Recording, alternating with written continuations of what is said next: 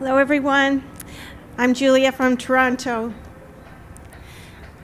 I had an abortion because it seemed to be the way to handle a situation of debts and no savings, new job. My peers were single and childless too, and events had sort of hardened my heart from my past, so abortion was the only avenue that I considered, and it would be my secret. The abortion took place in a major hospital, under anesthetic, with a doctor I trusted. Everyone, including me, we played our part to get it over and done with, and like a well-rehearsed play, and I returned to work the next day. But years later, after I had married and after the birth of my children, I began to experience nightmares and insecurity and distrust, anxiety and indecision, and I couldn't seem to manage basic day-to-day living, and my life went down into depression. So for 13 years, I went from therapy to therapy, but nothing was helping, and my marriage failed. Why couldn't the deterioration of my life be fixed?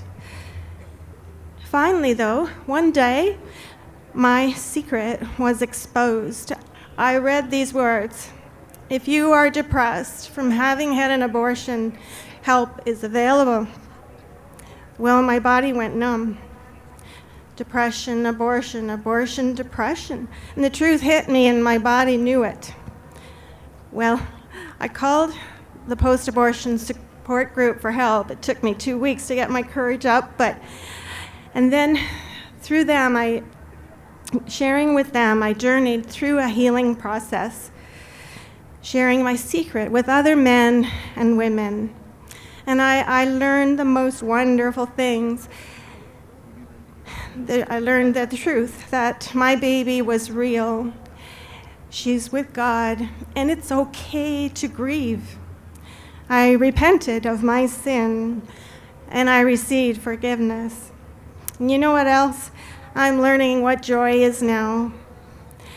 I regret my abortion, and I don't want you or anyone else to go through what I did. And therefore, I am silent no more. Thank you.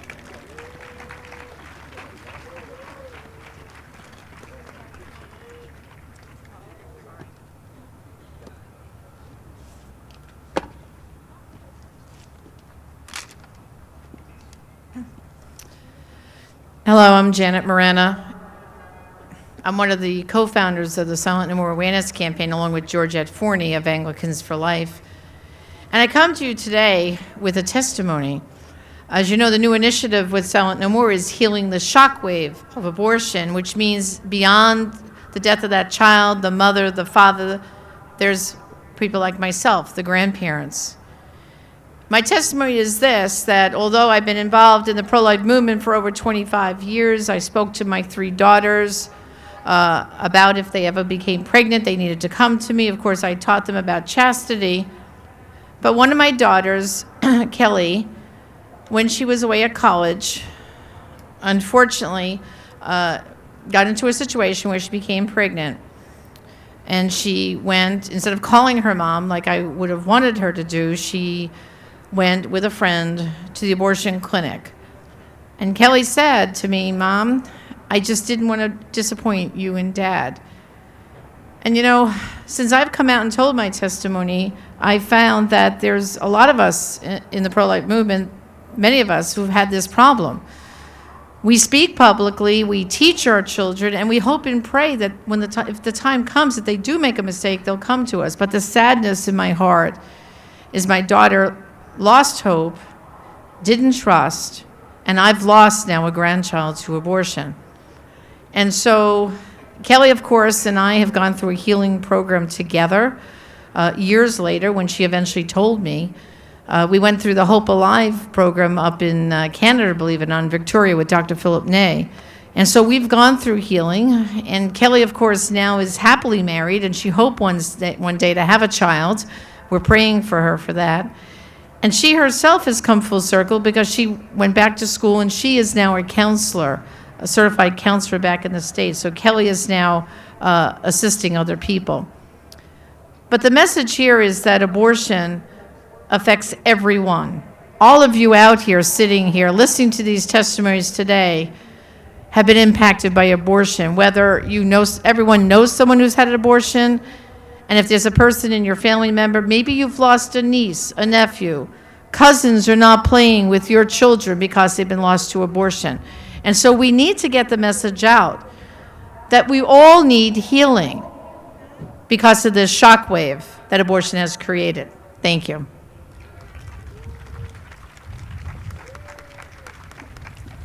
I'm Angelina Steenstra of I'm the National Coordinator for Silent No More Awareness Campaign in Canada. I too had an abortion. My first sexual encounter at the young age of 15 was the experience of rape. I tried to bury my head in the sand, but after about 8 weeks, it was clear I was pregnant. I enlisted 2 friends to drive me to an abortion facility in Buffalo, New York. And I was pretty much in a fog until the icy cold instruments entered my body. And then I felt the incredible pain of the abortion procedure. All my senses were involved, and even to this day, I can still have effects from the sounds and the sights of the abortion. I heard the sound of a very high-pitched vacuum cleaner, and that sound comes back to me when I vacuum. I saw the bottle next to my right foot fill up with blood. And today, I can still be affected by the sight of blood. At the moment of the abortion, I remember wondering, who sees what I am doing? Is there a baby? What's really happening here? Is there a soul? As the procedure moved on, I remember experiencing a sense of death. And the reality hit me so hard that I began to cry uncontrollably. I realized in the depths of my being that I had crossed a line and that I could never bring back what had taken place. I could never undo what was in that bottle. I cried from the depths of my being, really a right-ordered response to the death of my first child. I wanted to die. I was given a sedative, and as I took that sedative, I hoped that I would never wake up. Eventually, I left that facility, and I knew that I would never be the same again. I remember thinking, I hate you. You can't fix this. You can't turn back the clock. I tried to move out of that self-hatred. I tried to start over. I changed my name, my address, my job, and my friends.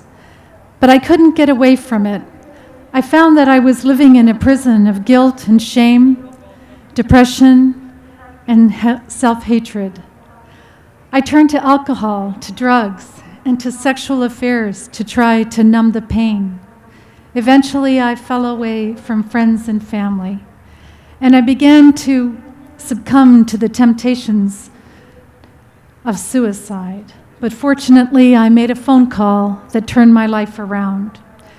My feelings were validated, my past actions were discussed, and I was asked if I thought what I did was wrong, and I agreed. For the first time, what I did was called by its true name, sin. The death of my child that I had participated in was a sin. I thought the abortion was behind me after that phone call, and then I got married. And again, abortion took front and center. Now, as a married woman, the possibility of pregnancy and babies began to make me feel very afraid. I avoided the marital embrace. I didn't go to the doctor to find out why I couldn't conceive because they were an abortion connector. Deep inside, I knew that something was terribly wrong.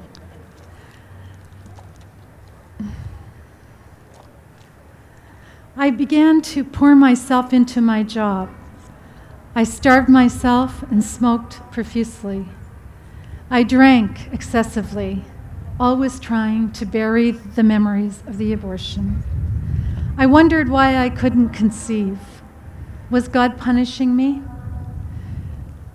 Eventually, I learned that I had contracted pelvic inflammatory disease and that I probably would never have any children because of the scar tissue that was left in my reproductive organs. Eventually, I realized it was true. I never would have any children. I grieved the loss of my first child, Sarah Elizabeth, as I grieved the loss of the only other child I did conceive through an ectopic pregnancy, and I named that child Daniel Joseph. I'm the mother to 2 children who have died, one through surgical abortion and the other through an ectopic pregnancy, Sarah Elizabeth and Daniel Joseph. In the journey of healing, I reached out to the people that took me to that abortion facility, and I was able to find the one woman. And I went to her and asked her to forgive me for involving her in this abortion experience. And she said to me, "Please forgive me. I knew better. I knew that what we were doing was wrong." As I moved through the journey of healing, I had to reach out to my brothers, my sisters, my extended family, and my parents. When I broke the silence about my abortion with my mother and father, my mother's response was, "So that's what's been wrong all these years."